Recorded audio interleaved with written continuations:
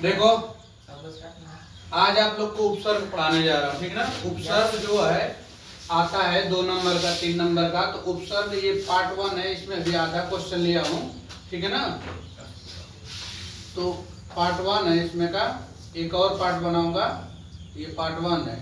तो पहले देखो उपसर्ग जो होता है, उपसर्ग जो होता है शब्द के, देखो वे शब्दांश जो किसी शब्द के प्रारंभ में जुड़कर उसका परिवर्तन कर देते हैं उपसर्ग कहलाते हैं। पहले इसका मतलब समझिए कि जो शब्द होते हैं, जो उपसर्ग उसके कहाँ लगते हैं, शुरू में लगते हैं। प्रारंभ मतलब क्या होता है, शुरू में शब्द जुड़ेंगे और उसके अर्थ में क्या कर देंगे, परिवर्तन कर देंगे, तो उसे हम क्या कहते हैं, उपसर्ग कहते हैं। आगे बात समझ में, जैसे एक बार फिर देख लीजिए परिभाषा, वे शब्दांश जो किसी शब्द के प्रारंभ में जुड़कर उसका परिवर्तन कर देते हैं उपसर्ग कहलाते हैं, ठीक ना। जैसे जो शब्द रहता है उसके शुरू में उपसर्ग जोड़ देंगे तो उसके अर्थ में क्या हो जाता है, परिवर्तन हो जाता है, तो उपसर्ग कहलाता है। ये लाइन समझ में आ गया। अब यहाँ से देखिए, ये एक तरफ उपसर्ग दिया गया है और उससे शब्द बनाएंगे हम लोग।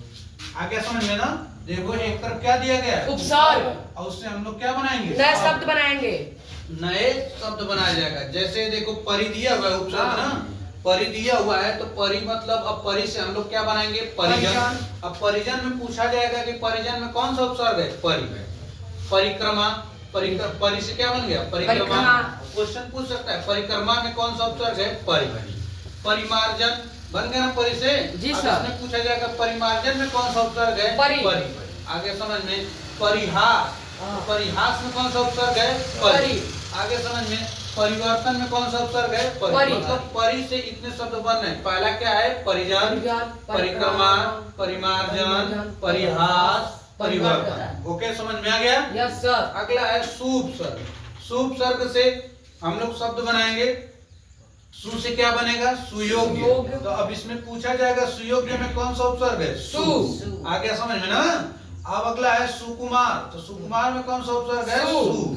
सुलोचना, सुलोचना में कौन सा उपसर्ग है, सु। सुनैना में कौन सा उपसर्ग है, सु। तो अब देखिए सु से कौन सा उपसर्ग बना है, सुयोग्य, सुकुमार, सुलोचना, सुनैना। आगे समझ में। Yes sir. अगला है निरुपसर्ग। निरुपसर्ग से बनाएंगे हम लोग सब, निर्भय। क्या है, निर्भय। तो इसमें कौन सा उपसर्ग है, नीर। ये क्या है, निर्पराग। निर्पराग में कौन सा उपसर्ग है, नीर। और निर्धन में कौन सा उपसर्ग है, नीर। निर्भिमान में कौन सा उपसर्ग है, नीर। अब देखिए नीर से कौन सा उपसर्ग बन गया, नीर से निर्भय, निर्पराग, निर्धन, निर्भिमान। आ रहा है समझ में ना। Yes sir. अगला है उप। उप से उपसर्ग बनाएंगे, उप मुख्यमंत्री। तो पूछा जाएगा कि उप मुख्यमंत्री में कौन सा उपसर्ग है, उप। कौन सा उपसर्ग है, उप। अब यहाँ पे दिया है उपसंहार। देखो यहाँ पे थोड़ा सा गलती हो गया है, उपसंहार होगा। क्या होगा, उपसंहार होगा। क्या होगा, उपसंहार। थोड़ा देखो यहाँ पे उपसंहार होगा, ठीक है ना। यस तो सर। उपसंहार में कौन सा उपसर्ग है, उप। उपार्जन में कौन सा उपसर्ग है, उप। उपनिवेश में कौन सा उपसर्ग है, उप। उपकार में कौन सा उपसर्ग है, उप। उपयुक्त में कौन सा उपसर्ग है, उप।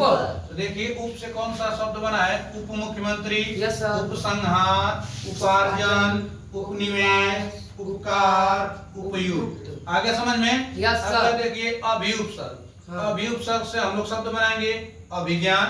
अभिज्ञान में कौन सा उपसर्ग है, अभि। अभिमान में कौन सा उपसर्ग है, अभि। अभिराम में कौन सा उपसर्ग है, अभि। अभिज्ञाप में क्या कौन सा उपसर्ग है, अभि। अगला एक और बना सकते हो, अभिषेक। तो अभिषेक बन गया ना। तो अब देखिए अभि से कौन कौन सा उपसर्ग बना है, अभिमान, अभिज्ञान, अभिमान, अभिराम, अभिज्ञाप, अभिषेक। अपने से बना भी सकते हो, ठीक है ना। अगला है अधि उपसर्ग। अगला है अधि उपसर्ग शब्द कौन बना है, अधिवक्ता। अधिवक्त है लेकिन अधिवक्ता होगा, अधिवक्ता, ठीक है ना। तो अधिवक्ता हो जाएगा। फिर अधिनायक। तो अधिनायक में कौन सा उपसर्ग है, अधि। अधिकार में कौन सा उपसर्ग है, अधि। अधिनियम में कौन सा उपसर्ग है, अधि। अधिपति में कौन सा उपसर्ग है, अधि। अब देखो ये फिर इस अधि से रिवीजन हो जा रहा है। अधि से कौन सा उपसर्ग बना? अधिवक्ता, अधिवक्ता, अधिनायन, अधिनायक, अधिकार, अधिनियम, अधिपति। आ रहा समझ में ना? अगला उपसर्ग है उप, अप है, तो अप से अब हम लोग शब्द बनाएंगे अपयश। अपयश में कौन सा उपसर्ग है? अप। अपमान में कौन सा? अप। अप। अपवाद में कौन सा उपसर्ग है? अप। अपशब्द में कौन सा उपसर्ग है? अप। अप। आ रहा समझ में सबको ना? Yes sir. देखिए अप से कौन सा उपसर्ग बना है? अपयश, अपमान, अपवाद, अपशब्द। आ गया। अगला है अनु। अनुपसर्ग शब्द बनाएंगे अनुगामी। अनुगामी। क्या लिखा हुआ है? अनुगामी। अनुगामी। तो प्रश्न में पूछ सकता है कि अनुगामी में कौन सा उपसर्ग है? अनु। अनुयायी में कौन सा उपसर्ग है? अनु। अनुचर में कौन सा उपसर्ग है? अनु। अनुसरण में कौन सा उपसर्ग है? अनु। तो अब देखिए अनु से जो शब्द बना है अनुगामी, अनुयायी, अनुचर, अनुसरण, ऐसे ही शब्द बनेगा। ठीक है ना? अगला है अ से। अ से अराजकता, अन्याय, अधर्म, अनियमित, अलगाव, अनाथ, है ना? सब में अ लगा हुआ। देखिए अ लगा है ना? Yes sir. पूछा जाएगा इसमें कौन सा उपसर्ग जुड़ा हुआ है? अ। तो अ से एक बार फिर देख लीजिए। अ से उपसर्ग से क्या बना? अराजकता, अराजकता, अन्याय, अधर्म, अनियमित, अलगाव, अनाथ। आ रहा समझ में ना? Yes sir. अगला उपसर्ग है स्व। कौन सा उपसर्ग है? स्व। स्व उपसर्ग। तो इससे जो बनेगा स्व से क्या बनेगा? स्वचर। स्वचर में पूछा जाएगा कौन सा उपसर्ग है? स। सहयोगी। सहयोगी में कौन सा उपसर्ग है? स। सहायक में कौन सा उपसर्ग है? स। संयुक्त में कौन सा उपसर्ग है? स। तो अब इससे शब्द बनाना होगा तो क्या बनाओगे? सहचर, सहयोगी, सहायक, संयुक्त। आगे समझ में ना? अगला है कु। कु शब्द से कुख्यात। तो कुख्यात में पूछा जाएगा कौन सा उपसर्ग है? कु। कुमार में कौन सा उपसर्ग है? कु। कुकर्म में कौन सा उपसर्ग है? कु। कुसंग में कौन सा उपसर्ग है? कु। तो देखिए कु से जो शब्द बने हुए हैं कुख्यात हो गया, कुमार हो गया, कुकर्म हो गया, कुसंग हो गया। ठीक है ना? ये जो है उपसर्ग का पहला पार्ट है। ठीक है ना? इसका पार्ट सेकंड भी आएगा। अगर हमारे चैनल से जुड़े हुए हैं तो हमारे चैनल को क्या कर लीजिए? सब्सक्राइब कर लीजिए और वीडियो अच्छा लगता है तो लाइक कीजिए।